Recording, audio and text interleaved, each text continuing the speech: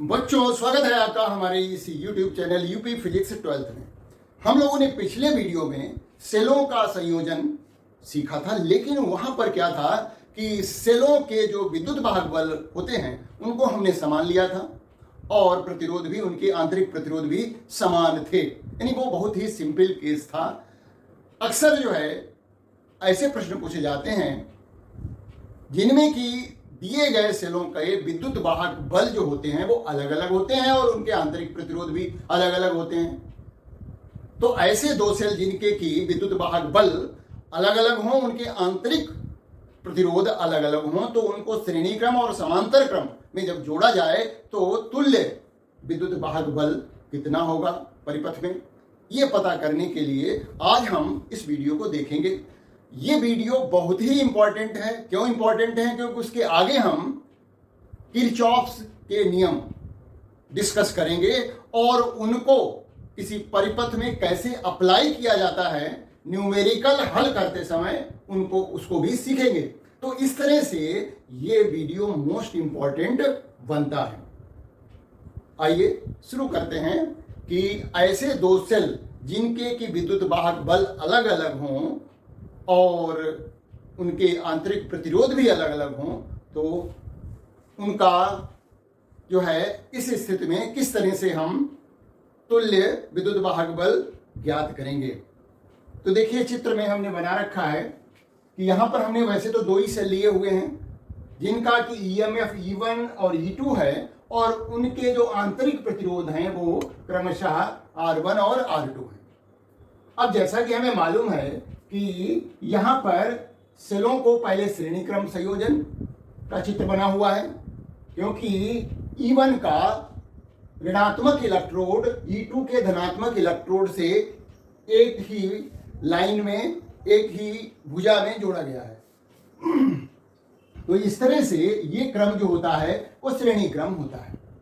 अब इस तरह के कितने भी सेल यदि जोड़ दिए जाए परिपथ में तो तुल्य विद्युत वाहक बल E बराबर हो जाएगा E1 प्लस E2 और तुल्य आंतरिक प्रतिरोध, यह आंतरिक प्रतिरोध है, R बराबर हो जाएगा R1 प्लस R2। इस तरह से यदि और ज्यादा भी जोड़े जाएं तो E1 plus E2 plus E3, जितने भी जो है सेल जोड़े जा रहे हैं उन सबको इस तरह से जोड़ लेंगे और उनके जो आंतरिक प्रतिरोध हैं उनको भी श्रेणी क्रम के हिसाब से प्रतिरोधों का जो योग होता है वो निकाल लेंगे। अच्छा, यदि मान लिया सेल एक दूसरे को सपोर्ट नहीं कर रहे हैं, यहां पर क्या कहा जाएगा कि ये सेल जो है एक दूसरे को सपोर्ट कर रहे हैं, क्योंकि एक का ऋणात्मक इलेक्ट्रोड दूसरे के धनात्मक इलेक्ट्रोड से जुड़ा हुआ है, इसलिए ये दोनों सेल एक ही दिशा में विद्युत धारा को भेजेंगे। यदि मान लिया सेल इस तरह से जोड़ दिए जाएं ऐसे और दोनों के ऋण इलेक्ट्रोड ऐसे, देखिए E1 ये हुआ, E2 ये हुआ, R1 है, ये R2 है, तो जो तुल्य प्रतिरोध होगा वो तो R1 प्लस R2 ही रहेगा। लेकिन इस स्थिति में ये सेल एक दूसरे को सपोर्ट नहीं कर रहे हैं, एक दूसरे को अपोज कर रहे हैं, क्योंकि इस पहला वाला सेल जो है वो इस दिशा में दाहिने से बाईं ओर को विद्युत धारा भेज रहा है और जबकि ये वाला सेल दूसरा E2 जो है बाएं से दाईं ओर को विद्युत धारा भेजेगा।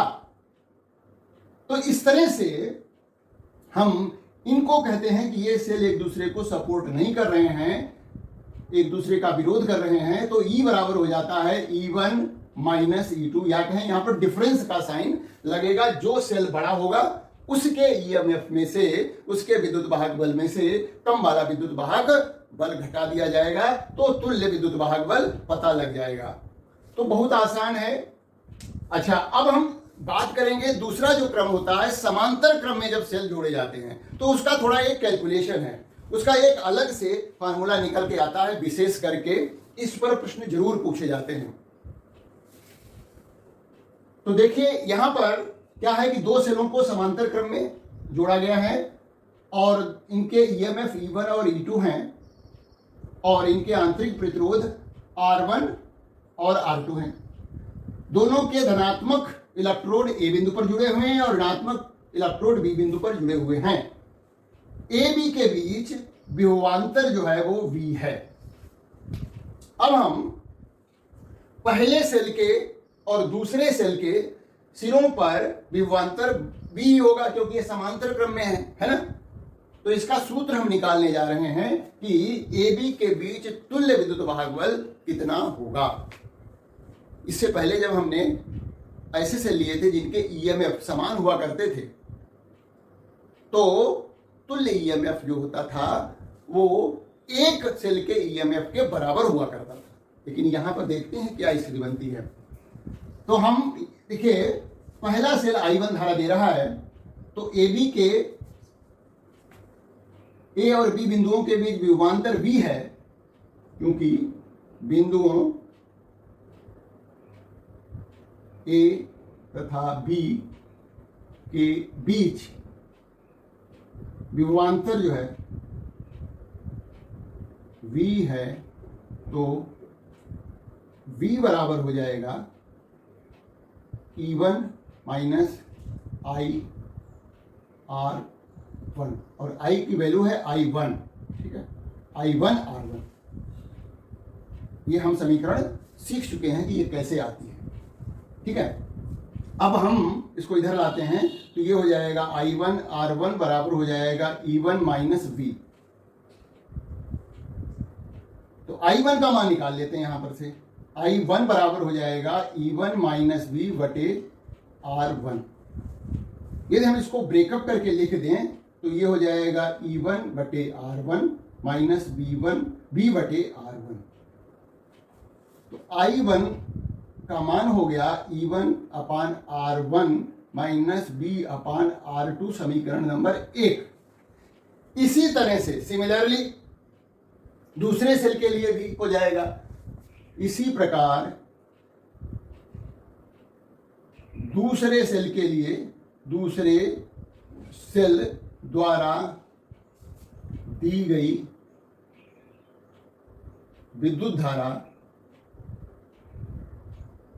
देखिए यहां I1 निकाला, अब I2। अब E2 के सिरों पर भी विभवांतर तो भी है ना। E2 जो सेल है वो भी तो AB के बीच जुड़ा हुआ है, तो उसके टर्मिनल के बीच में भी विभवांतर भी होगा। मतलब इसी समीकरण के आधार पर हम I2 का मान लिख सकते हैं।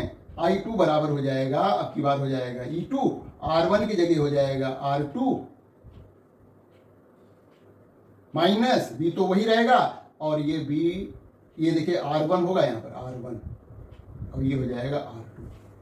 तो यहाँ E2 बटे R2 माइनस V बटे R2, ये समीकरण नंबर 2 हो गई। देखिए परिपथ में जो कुल धारा आ रही है वो I है। I किससे मिलकर बना है? I1 और I2 से मिलकर बना है।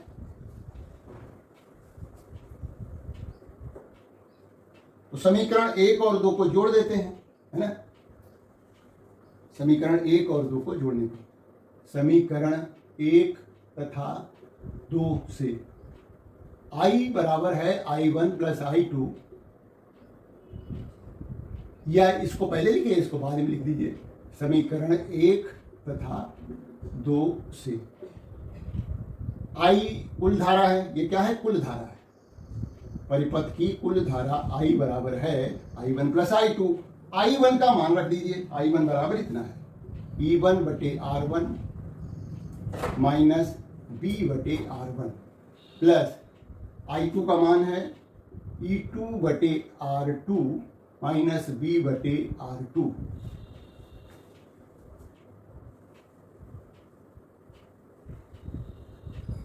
तो I बराबर हो जाएगा, इनको एक साथ ले लेते हैं, E1 बटे R1 प्लस E2 बटे R2, माइनस कॉमन ले लिया, और ये V कॉमन है इधर, तो 1/R1 माइनस 1/R2, माइनस ये माइनस कॉमन ले लिया तो ये प्लस हो जाएगा, इंटू V रहेगा। इन दोनों में हमने V कॉमन ले लिया है, या कहें माइनस V कॉमन ले लिया है, तो ये 1/R1 प्लस 1/R2 आ जाएगा।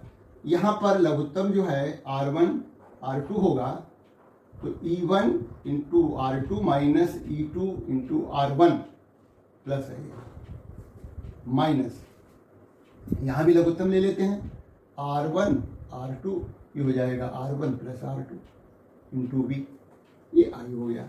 अब हम इसको इधर ले आते हैं, तो ये हो जाएगा V into R1 plus R2 बटे R1 R2 बराबर हो जाएगा, ये इधर चला जाएगा, E1 R2 minus E2 R1 बटे R1 R2 माइनस आई।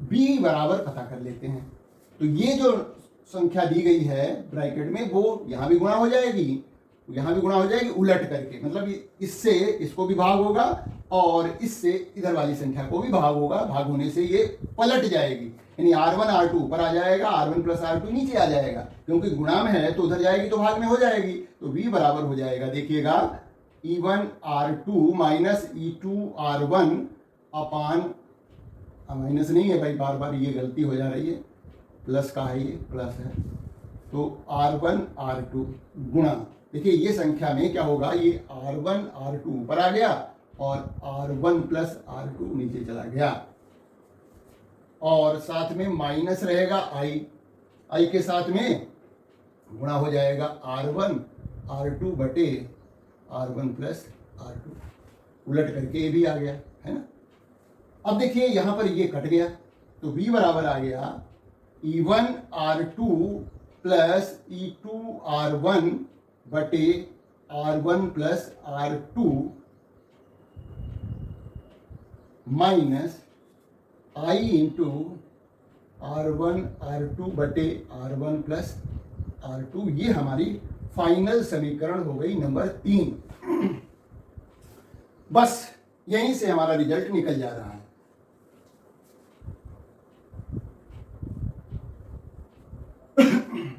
यदि दोनों सेलों को किसी तुल्य सेल जिसका ईएमएफ विद्युत भागबल ई हो, ई तथा आंतरिक प्रतिरोध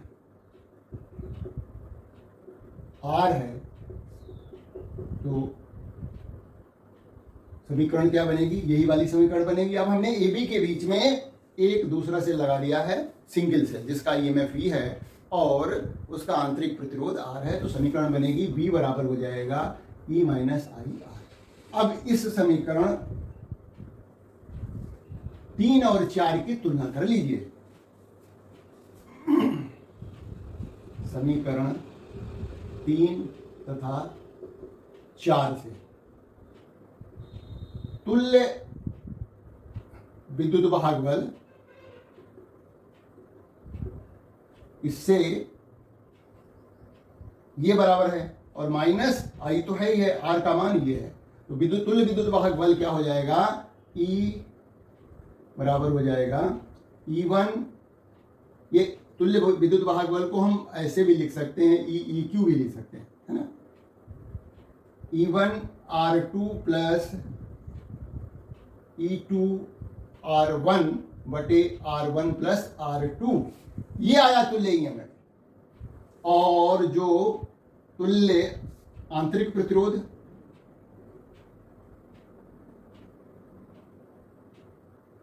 देखिए तुल्य आंतरिक प्रतिरोध वही आया जो कि समांतर क्रम में यदि प्रतिरोध जोड़ दिए जाएं तो उनका जो तुल्य प्रतिरोध होता है वही, देखिए यहां पर भी हमें प्राप्त हो रहा है, वो आ रहा है R1 इंटू R2 बटे R1 प्लस R2, ये है। तो जब दो सेल जिनके ईएमएफ विद्युत भागबल अलग अलग हों, उनके आंतरिक प्रतिरोध भी अलग अलग हों, यदि समांतर क्रम में जोड़ा जाए तो तुल्य ईएमएफ जो होता है वो E1 R2 plus E2 R1 बटे R1 प्लस R2, और जो तुल्य आंतरिक प्रतिरोध जो है क्योंकि समांतर क्रम में जुड़े हुए हैं R1 इंटू R2 बटे R1 प्लस R2। तो इस फार्मूले पर, जो हमारा ये फार्मूला है, इस पर प्रश्न पूछे जाते हैं। कैसे प्रश्न पूछे जाते हैं, बस प्रश्न बता दे रहे हैं। जैसे दो सेल जिनके ईएमएफ, दो सेल ईएमएफ E1 बराबर है मान लिया 5 ओम और E2 बराबर है 3 ओम। 3 वोल्ट न कि ओम। E1 बराबर है 5 वोल्ट और E2 बराबर है 3 वोल्ट, और इनके जो आंतरिक प्रतिरोध R1 जो है वो मान लिया 2 ओम और R2 जो है वो 4 ओम है। को समांतर क्रम में जोड़ा जाए तो तुल्य विद्युत वाहक बल ज्ञात करिए। तो इस फार्मूले को लगाइए, E1 इंटू R2 5 गुणा 4 प्लस E2 3 गुणा R1 दूनी 6 बटे R1 प्लस R2 मतलब 4 प्लस 2। तो ये तुल्य EMF पता लग जाएगा। अब हम बहुत ही इंपॉर्टेंट टॉपिक की बात करेंगे और वो है किरचॉफ के नियम। 2 नियम हैं किरचॉफ के। जब हमारे सर्किट थोड़े जटिल होते हैं और उनमें हम तुल्य प्रतिरोध निकालना हमें मुश्किल हो जाता है, या अलग अलग जो ब्रांचेज हैं उसमें विद्युत धारा कितनी प्रवाहित हो रही हो, तो ये निकालना मुश्किल हो जाएगा। देखिए ओम्स लॉ जो लगता है वो साधारण सर्किट के लिए लगता है। अब यदि सर्किट जटिल हो जाते हैं तो हमें किरचॉफ के नियम को लगा करके उस परिपथ में या परिपथ के विभिन्न शाखाओं में जो विद्युत धारा प्रवाहित हो रही होती है वो आसानी से निकाल सकते हैं। नियम बेहद आसान है, प्रयोग करना आना चाहिए। इस तरह से जैसे मान लिया किसी ने गाड़ी खरीद ली, तो गाड़ी खरीद ली का मतलब है आपने नियम याद कर लिए, तो सोचो सब कुछ आ गया, कुछ नहीं आया। जब तक कि आपको गाड़ी चलाना न आए, अर्थात इन नियमों का उपयोग कैसे करते हैं न्यूमेरिकल लगाने में, जब तक ये नहीं आया तो इसको मतलब कुछ भी नहीं आया। वो बहुत इंपॉर्टेंट है, इन नियमों का उपयोग करना। गाड़ी तो कोई भी चला लेगा, याद कर लीजिए, रट लीजिए, है ना, लेकिन गाड़ी चलाना आना चाहिए ना। गाड़ी खरीदना कोई भी खरीद सकता है, लेकिन कहने का मतलब चलाना आना चाहिए, ये मेन बात होती है। तो आइए इसी बात को समझते हैं। देखिए 2 नियम हैं। पहला नियम है जिसको हम जंक्शन रूल या संधि रूल या संधि लॉ कहते हैं, नियम कहते हैं। वो क्या है? तो किसी परिपथ में कई एक तार जहां पर मिलते हैं उसको हम जंक्शन कहते हैं, संधि कहते हैं। तो किसी परिपथ की संधि पर मिलने वाली धाराओं का बीजगणितीय योग 0 होता है। हमने चित्र भी बना रखा है। किसी परिपथ में संधि पर मिलने वाली धाराओं का बीजगणितीय योग 0 होता है। अब इसके लिए जो है चिन्ह परिपाटी भी है। जो विद्युत धारा उस संधि की ओर आ रही है उसको धनात्मक ले लीजिए, और जो संधि से दूर जा रही हो उसको ऋणात्मक ले लीजिए और जोड़ दीजिए, कुल योग 0 लिख दीजिए। जैसे कि देखिए बिंदु O पर I1 धारा O की तरफ आ रही है, I2 धारा जो है वो O से दूर जा रही है और I3 धारा भी दूर जा रही है। तो इसलिए हम I2 और I3 को ऋणात्मक लेंगे और I1 को धनात्मक लेंगे। तो इस नियम के आधार पर I1 minus I2 minus I3 बराबर 0 हो जाएगा। और ये नियम आवेश संरक्षण के नियम का पालन करता है, उसका प्रतिपादन करता है, यानी आवेश संरक्षित रहता है। आवेश कहीं पर इकट्ठा नहीं होता। पूरे सर्किट में यदि हम जाएं, है ना, तो न तो आवेश उत्पन्न हुआ माना जाएगा न नष्ट हुआ माना जाएगा। आवेश संरक्षित रहेगा। जितना आवेश इधर से आ रहा है उतना ही I1 और I2 के रूप में बाहर निकल रहा है। इसका मतलब ये हुआ आवेश संरक्षण का, जितना आवेश आया उतना ही विभिन्न दिशाओं में चला गया। तो ये नियम आवेश संरक्षण के नियम का प्रतिपादन करता है। दूसरा नियम जो है थोड़ा टिपिकल है, वो भी बहुत आसान है, थोड़ा लंबा है, इसलिए उसको कहते हैं लूप नियम या वोल्टता नियम। तो लूप रूल या वोल्टेज रूल कहते हैं। ये जो है ऊर्जा संरक्षण के नियम का प्रतिपादन करता है, यानी ऊर्जा जो होती है वो संरक्षित रहती है। तो इस नियम के अनुसार किसी बंद परिपथ परिपथ कैसा होना चाहिए? बंद होना चाहिए। उस बंद परिपथ के विभिन्न खंडों में, भाई कोई परिपथ होगा उसके कई एक खंड भी हो सकते हैं, अभी हम देखो चित्र बना के दिखाते हैं। तो किसी बंद परिपथ के विभिन्न खंडों में प्रवाहित होने वाली विद्युत धारा तथा संगत प्रतिरोधों के गुणनफलों का बीजगणितीय योग उस खंड में उपस्थित विद्युत वाहक बलों के बीजगणितीय योग के बराबर होता है। देखिए यहां पर भी चिन्ह परिपाटी है। इस नियम को हम एक उदाहरण के द्वारा समझेंगे कि किस तरह से ये जो बात कही गई है उसको हम प्रैक्टिकली देखेंगे। देखिए मान लिया ये कोई परिपथ है, ये दूसरा नियम है किरचॉफ का दूसरा नियम, जिसको हम लूप रूल कहते हैं। लूप नियम हमने नियम तो नोट कर रखा है। किसी बंद परिपथ के प्रत्येक भाग के विभिन्न खंडों में बहने वाली धारा तथा संगत प्रतिरोधों का गुणनफलों का बीजगणितीय योग उस खंड में लगे विद्युत वाहक बलों के बीजगणितीय योग के बराबर होता है। यह ऊर्जा संरक्षण के नियम का प्रतिपादन करता है। अब इसको समझना है, देखिएगा लूप नियम जो है कैसे समझेंगे। ये मान लिया कोई सेल है, ये कोई प्रतिरोध लगा हुआ है, इसका E1 है, ये मान लिया R1 है। एक दूसरा सेल और ले लिया हमने, इसको E2 ले लिया, यहाँ पर एक और प्रतिरोध लगा दिया R2, और एक और ब्रांच हमने बना ली है, यहाँ पर मान लिया R3। ये है A B C D E F। अब यहाँ ये सेल मान लिया, हर एक ब्रांच में अलग अलग धारा लेनी पड़ती है। जो AB ब्रांच है उसमें I1 मान लिया धारा है, और CF ब्रांच में I2 धारा है, और ED ब्रांच में मान लिया धारा। देखिए ये दोनों मिलकर के इधर को आएंगी। यदि चिन्ह उल्टा भी हो जाता तो भी कोई प्रॉब्लम नहीं आएगी। यदि मान लिया ये धारा हम जो तीर का निशान इधर को बना रहे हैं, यदि बाई चांस भूल से इधर को बना दिया तो भी दिक्कत नहीं होगी, बस हमारा उत्तर जो आएगा वो ऋणात्मक आ जाएगा। तो इसलिए इसका टेंशन नहीं लेना है। ये तो हमें मालूम है कि धारा जो है उस किसी भी सेल के धनात्मक इलेक्ट्रोड से निकलती हुई ली जाती है, लेकिन ये इस तीसरी आर्म जो है ED, इसमें विद्युत धारा E से D की तरफ आ रही है या D से E की तरफ आ रही है, इसकी टेंशन लेने की जरूरत नहीं है। उल्टा भी निशान बना लीजिए। ये मान लिया I3 है। अब देखिएगा जरा, चिन्ह परिपाटी पहले लिख लेते हैं। चिन्ह परिपाटी क्या होती है और फिर हम समझाते हैं। चिन्ह परिपाटी, यहां तो हमने चिन्ह परिपाटी लिख दी थी कि संधि की ओर आने वाली धारा धनात्मक और संधि से दूर जाने वाली धारा ऋणात्मक ली जाती है। लेकिन यहां पर मैंने अभी लिख रहे हैं क्या, किसी बंद परिपथ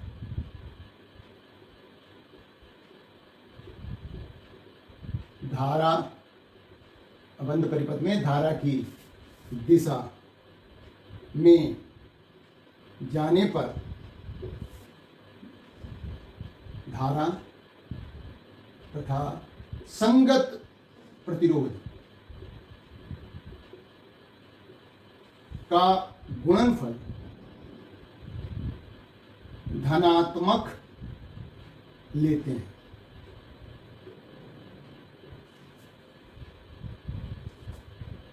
एवं धारा की दिशा के विपरीत जाने पर गुणनफल जो लेंगे, इसका धारा और प्रतिरोध का गुणनफल ऋणात्मक लेते हैं। ये तो हुआ धारा और प्रतिरोधों के गुणनफल, क्योंकि V बराबर होता IR, ठीक है ना।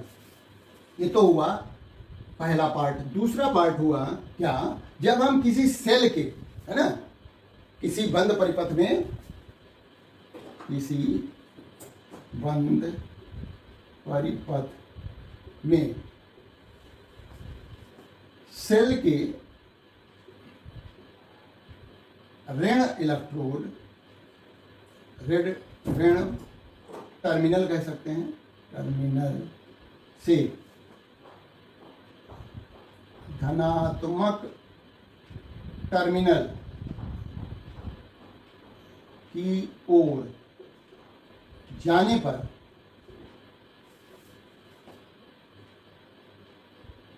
विद्युत वाहक बल धनात्मक लिया जाता है, धनात्मक लेते हैं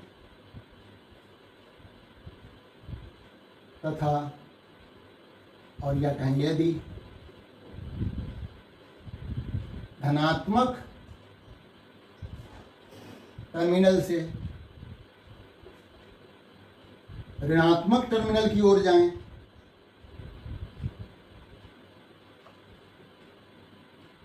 की ओर जाने पर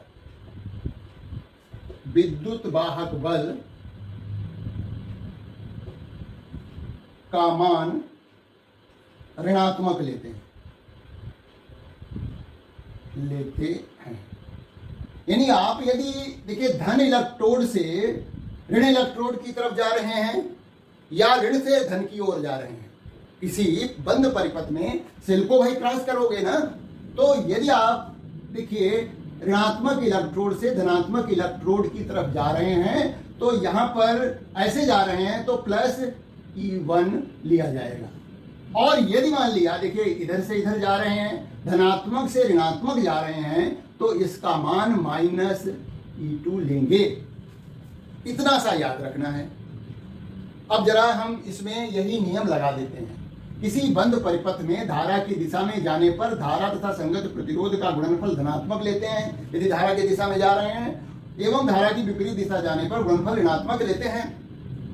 तो हम एक परिपथ ले लेते हैं, यहीं पर जो चित्र बनाया है परिपथ लेते हैं A B C F, ये बंद परिपथ ले लेते हैं।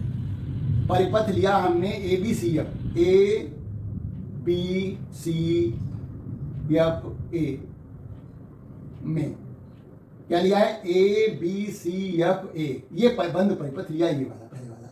अब यदि हम A से, जैसा ये लिखा हुआ ऐसे जा रहे हैं, मान लिया A से B गए तो यहां पर देखिए ये धारा जो है यहां पर ऐसे आ रही है, I1 है इसमें, इसकी दिशा क्या है B से A की ओर है और हम जा रहे हैं A से B की ओर, तो धारा तथा प्रतिरोध का गुणनफल ऋणात्मक लेंगे क्योंकि हम धारा के विपरीत दिशा में जा रहे हैं, तो ये हो जाएगा माइनस का I1 R1। अब देखिए यहां आ जाइए, ऐसे इसको मिटा देते हैं। यहां पर हम C से F की तरफ जा रहे हैं, विद्युत धारा जो I2 है उसकी दिशा भी यही है, तो यहां पर हम धारा की दिशा में गति कर रहे हैं। C से F की तरफ जाने पर धारा की दिशा में हमारा जाना हुआ, इसलिए I2 और R2 का जो गुणनफल लेंगे वो धनात्मक लेंगे, I2 R2। नियम के अनुसार इन धाराओं और संगत प्रतिरोधों का गुणनफल का बीजगणितीय योग हमने निकाल लिया, बराबर होगा, किसके बराबर होगा? इस बंद परिपथ में लगे विद्युत वाहक बलों के बीजगणितीय योग के। अब देखिएगा जरा, हमने ए से बी गए तो हमने धनात्मक इलेक्ट्रोड से ऋणात्मक इलेक्ट्रोड की तरफ सफर किया है, तो इसका मतलब हमारा जो E1 का मान होगा वो माइनस E1 लेंगे। और जब हम यहां पर आएंगे तो C से F की तरफ, यानी हम यहां पर E2 सेल में इधर जा रहे हैं ऋणात्मक इलेक्ट्रोड से धनात्मक इलेक्ट्रोड की तरफ, तो ये जो है प्लस E2 हो जाएगा। तो देखिएगा यहां पर धाराओं और संगत प्रतिरोधों के गुणनफलों का बीजगणितीय योग इस बंद परिपथ में बराबर हो गया इस बंद परिपथ में लगे विद्युत वाहक बलों के बीजगणितीय योग के। तो आंख बंद करके नहीं जोड़ देना है, क्या करना है, जो चिन्ह परिपाटी है उसका पालन करना है। हालांकि जो मैंने लिखा है इसका जस्ट विपरीत भी ले सकते हैं, यदि विद्युत धारा की दिशा में जा रहे हैं तो उसको ऋणात्मक भी ले सकते हैं, तो फिर हमें दूसरा वाला नियम भी उलटना पड़ेगा, है ना। अब इस पर आधारित हम एक न्यूमेरिकल पहले देखते हैं, समय बचता है तो दूसरा भी देखेंगे। देखिएगा कैसे हम न्यूमेरिकल को हल करेंगे।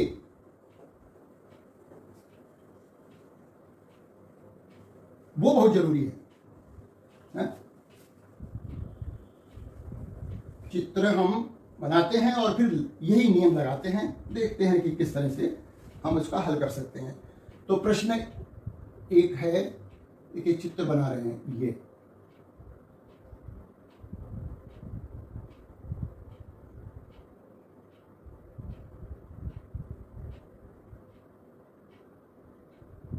इसे बना दिया है, एक प्रतिरोध लगा दिया है, यहाँ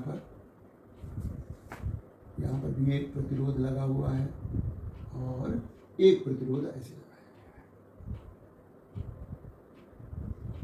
इसका मान है 2 वोल्ट, इसका मान है 1 ओम, ये 4 ओम का प्रतिरोध है, ये 1 ओम का है और ये 1 वोल्ट यहाँ पर लगा हुआ है।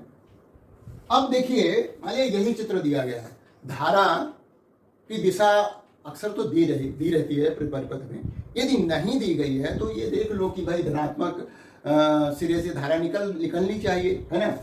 तो यदि हम इसको चित्र में ये थोड़ा उलट देते हैं, इधर को है, ये है चित्र ऐसे, हाँ ठीक है, ऐसे है। अब धनात्मक इलेक्ट्रोड से धारा को निकालिए और हर ब्रांच में अलग अलग धारा लीजिए। देखिएगा, हमने ऐसे लिया, ये I1 हो गई मान लिया, यहां पर भी दूसरा सेल है, इससे धारा I2 निकली। अब ये धारा ये इधर से आ रही है, इधर से जा रही है, ये यहां जाएगी, तो हम यहां पर इसको I3 ले सकते हैं।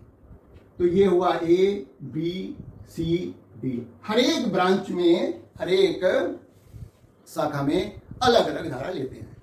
अब जैसे बिंदु C पर पहला नियम लगा देते हैं, क्योंकि ये धाराएं देखिए, I1 इधर से आई, I2 इधर से आई और ये सारी धाराएं मिल रही हैं, तो बिंदु C पर संधि का नियम लगाते हैं। बिंदु C पर संधि नियम से क्या हो जाएगा, आने वाली धाराओं को धनात्मक लेते हैं। ये धारा I1 है, इधर आ रही है C की तरफ, और I2 भी C की तरफ ही आ रही है और I3 जा रही है। तो आने वाली धाराओं को जो है धनात्मक लेते हैं और जाने वाली को ऋणात्मक लेते हैं। तो I1 plus I2 minus I3 बराबर 0, या कहें I1 प्लस I2 बराबर हो गया I3 के। I3 जो धारा है वो इन दोनों धाराओं के योग के बराबर हो गई, समीकरण 1। इसका हम प्रयोग करेंगे। अब हम लूप लेते हैं, पहला ये, दूसरा ये। हर एक हमें करना क्या है, यहाँ पर हर एक ब्रांच में जो विद्युत धारा प्रवाहित हो रही है उसका मान ज्ञात करना है। देखिए, ओम के नियम से ये नहीं लग सकता क्योंकि बड़ा टिपिकल है। तो यहां से हम पहला लूप लेते हैं। लूप कौन सा लिया, A लूप में जाते हैं और जैसा लिखा हुआ वैसे जाते हैं, ठीक है ना। तो पहले तो देखिए, I1 धारा, इससे जो है हम गुणा करेंगे, तो I धारा की दिशा में जा रहे हैं, I1 गुणा 1, फिर उसके बाद C से A, ये भी धारा की दिशा में ही जा रहे हैं, तो 4 गुणा I3 बराबर हो जाएगा इस लूप में, बंद पास में लगे विद्युत वाहक बलों के बीजगणितीय योग के। हालांकि यहां पर एक ही सेल लगा हुआ है, तो और हम इसमें जा रहे हैं ऋणात्मक इलेक्ट्रोड से धनात्मक इलेक्ट्रोड की तरफ, तो हमें बराबर 2 के लिखना पड़ेगा, प्लस कर। तो ये हो गया I1 प्लस I3 की जगह पर हम I1 प्लस I2 लिख दें, बराबर 2 के। ब्रैकेट खोल दीजिए, I1 4I1 प्लस 4I2 बराबर हो गया 2 के।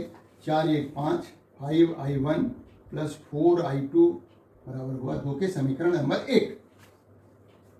अब हम दूसरा लूप लेते हैं और उसमें जाते हैं ये मर्जी है आपको, कैसे भी जाओ, कोई दिक्कत नहीं है। हम जा रहे हैं ADCA डायरेक्शन में, लूप ADCA में A से D जा रहे हैं, ऐसे जा रहे हैं। देखिए, यहां से ADC में है, प्रतिरोध लगा हुआ, धारा I2 बह रही है, हम धारा की दिशा में जा रहे हैं, तो ये I2 गुणा 1 हो गया। अब देखिए, जब हम CA दिशा में जाएंगे तो ये भी धारा की दिशा में ही हो गया। 4 गुणा I3 बराबर हो जाएगा इस लूप में लगे विद्युत भाग बल के। और यहां पर भी हम ऐसे जा रहे हैं ऋणात्मक टर्मिनल से धनात्मक टर्मिनल की ओर, तो हमारा मान आएगा +1, जो कि यहां पर ईएमएफ है।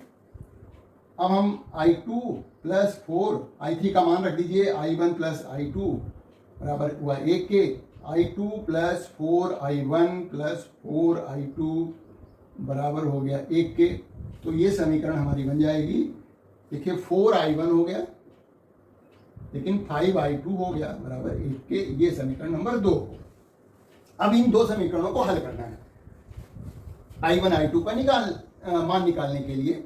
बस अब इस चित्र की जरूरत नहीं है, समीकरण 1 और 2 को हल करना है और बाद में I3 निकालने के लिए I1 और I2 को जोड़ देना है। हाँ जी, तो पहली समीकरण हमारी है 5I1 + 4I2 बराबर है 2 के, और दूसरी समीकरण है 4I1 + 5I2 बराबर है 1 के, है। ये 4I1 + 5I2 बराबर है 1 के। अब देखिए, अब हम यहाँ पर इसके जो गुणांक हैं वो बराबर नहीं है, बराबर कर लेते हैं I1 के। तो हम इसको 4, पूरी समीकरण को इसको गुणा करेंगे 4 से, इसको गुणा करेंगे 5 से, आपस में इसको बदल दिया जिससे कि I1 के जो गुणांक हैं वो बराबर हो जाए। देखिएगा, तो ये हो गया 20 I1 + 4 के 16 I2 बराबर हो जाएगा 4 दूनी 8 के। 5 से इसको गुणा करिए, 20 I1 + 25 I2 बराबर हो गया 5 के। घटा दीजिए, ये कट जाएगा, 16 और 25 को घटाइए, है ना। तो 16, 25 में से 16 घटाना है ना। तो 9 बचेगा, वो भी बचेगा हमारे पास माइनस का। 9 I2 बराबर हो जाएगा, ये बचेगा आपका 8 में से 5 जाएगा तो 3 बचेगा। तो I2 बराबर आ गया 3 बटे माइनस का 3/9, काट लीजिए। तो I2 बराबर हो गया -1/3 एम्पियर। ये विद्युत धारा का मान I2 का निकल गया। अब किसी भी समीकरण में I2 का मान रख दीजिए तो I1 निकल जाएगा, है ना। समीकरण जो हमारी समीकरण 1 थी वो थी 5I1 + 4I2 बराबर है 2 के। I2 का मान रखा हमने, देखिएगा 5I1 + 4 गुणा माइनस का 1/3 बराबर है 2 के। तो 5I1 बराबर हो जाएगा, ये तो 4/3 माइनस का है, उधर जाके प्लस हो जाएगा, +4/3। तो 5I1 बराबर हो जाएगा 3 दूनी 6, 4 10/3, 3 दूनी 6 और 4 10/3। तो इस तरह से 5 को उधर भेज दीजिए तो I1 पता लग जाएगा। I1 बराबर हो जाएगा 10/3 गुणा 5, 5 से कट गया है, 5 दूनी 10। I1 बराबर आ गया 2/3 के। अब हमें I3 का मान निकालना है। कैसे निकालेंगे देखिएगा जरा। I1 + I2 बराबर है I3 के। I1 का मान अभी निकला 2/3, I2 का मान -1/3 बराबर है I3 के। तो ये हुआ आपका लघुत्तम 3, 2 - 1 I3। तो I3 का मान आया 2 में से गए 1/3 एम्पियर। तो इस तरह से हम किसी भी परिपथ, किसी भी जटिल परिपथ को हल कर सकते हैं। एक हम प्रश्न और लेंगे, उसके समीकरण बनाएंगे केवल, और हल करने का काम आपको करना है। देखिएगा, देखिए बहुत ही आसान है, थोड़ी प्रैक्टिस कर लीजिए तो फिर ऐसा कोई क्वेश्चन नहीं बचेगा जो हल न कर सको, है ना। चित्र बनाते हैं और प्रश्न नंबर 2 को देखते हैं। प्रश्न 2 देखिए, ये प्रश्न है, ये 4 वोल्ट का एक सेल लगा हुआ है, ये प्रतिरोध है, यहां पर भी एक सेल लगा हुआ है इस तरह से,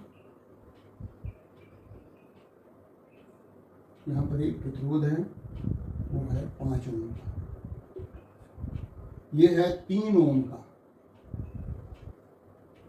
यहाँ पर ये 8 वोल्ट की बैटरी या सेल है, कहने मतलब यहाँ पर एक और सेल लगा हुआ ऐसे, और एक जो है संधारित्र लगा हुआ सी, कैपेसिटर है, और मान लिया लिखा हुआ है 4 माइक्रोफैरेड, और ये सेल है 3 वोल्ट का, 3 ओम, 8 वोल्ट, 4 वोल्ट। ठीक है, अब हम क्या करते हैं, सबसे पहला काम है हर एक भुजा में एक विद्युत धारा प्रवाहित करा दीजिए। देखिए यहां से मान लिया I1 धारा जा रही है, अब यहां तो कोई सेल लगा नहीं है, सेल लगा है यहां पर, तो यदि हम अपने उसके हिसाब से देखें तो क्या है कि ये देखिए सेल का ऋणात्मक सिरा है, ऋणात्मक इलेक्ट्रोड है, तो ऋणात्मक इलेक्ट्रोड में तो विद्युत धारा घुसती है, तो यहां पर हम ऐसे बना लें, और ये धारा मिलकर के मान लिया इधर को धारा जा रही है, तो I1 ये हो गई, I2 ये हो गई, अब ये वाली धारा जो है इधर आएगी ऐसे, तो ये जो है हमारी I3 हो गई, तो यहां पर भी I2 तो इधर चली जाएगी, है ना, तो यहां पर भी क्या बह रही होगी, I3 ही बह रही होगी। अच्छा, एक बात और है, यहां पर प्रश्न में दिया गया है, क्योंकि एक कैपेसिटर भी लगा हुआ है, कैपेसिटर में संधारित्र भी लगा हुआ है, और स्थायी स्थिति जो है स्टेडी स्टेट, स्थायी स्थिति की अवस्था में, स्थायी स्थिति की अवस्था में प्रत्येक भुजा में विद्युत धारा का मान ज्ञात करो, ये पूछा जा रहा है। जो है स्थायी स्थिति मतलब स्टेडी स्टेट तब होती है जब हमारा संधारित्र फुली चार्ज हो जाता है, पूरी तरह से आवेशित हो जाता है, और जो संधारित्र पूरी तरह से आवेशित हो जाता है तो उस ब्रांच में विद्युत धारा प्रवाहित होना रुक जाती है। ये नए तरीके से मतलब नया कॉन्सेप्ट है, इसको याद रखिए, यदि नहीं जानते हैं तो कोई बात नहीं। इसका मतलब ये जो हमारी सबसे नीचे वाली ब्रांच है इसमें कोई विद्युत धारा प्रवाहित नहीं होगी। नाम दे देते हैं ABCDEFGH।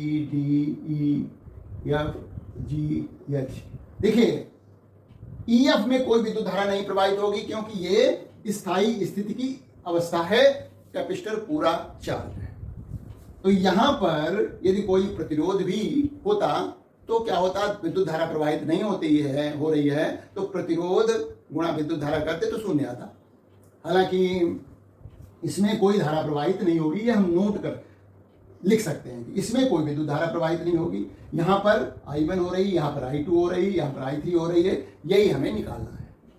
तो देखिए बिंदु C पर I1 पहुंच रही है, I2 भी C पर से निकल रही है और I3 भी C पर है। तो बिंदु C पर पहले नियम लगाते हैं। बिंदु C पर पहला नियम लगाते हैं संधि रूल। देखिए I1 आ रही है C की ओर और I2 और I3 C से दूर जा रही हैं, तो इसका मतलब I1 को धनात्मक और I2 और I3 को ऋणात्मक लेंगे।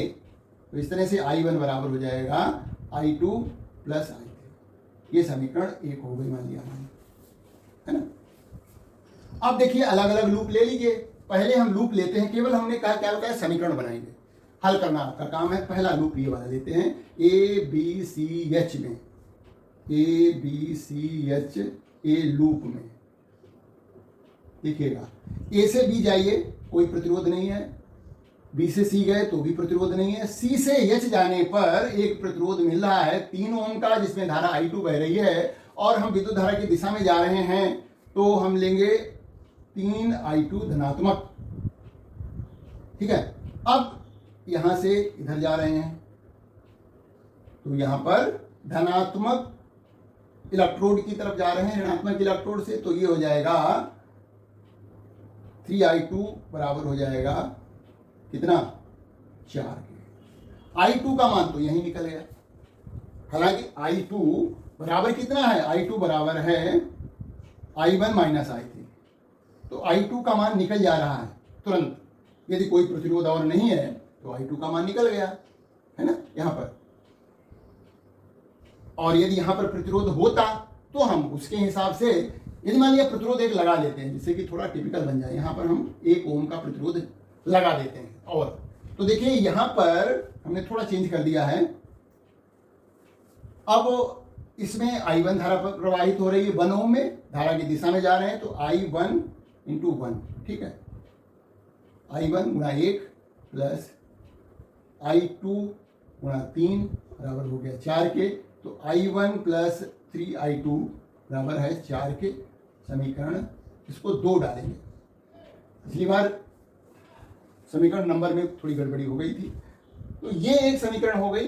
अब हम लूप ले रहे हैं, देखिए ये वाला HCDG।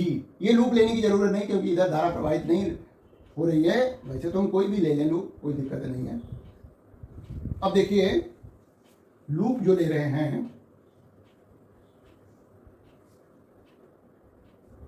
HCD लूप ले रहे हैं, HCDGH, ये वाला। देखिए यहां से यहां जा रहे हैं, ये धारा की दिशा में जा रहे हैं, H से C, तो -3I2।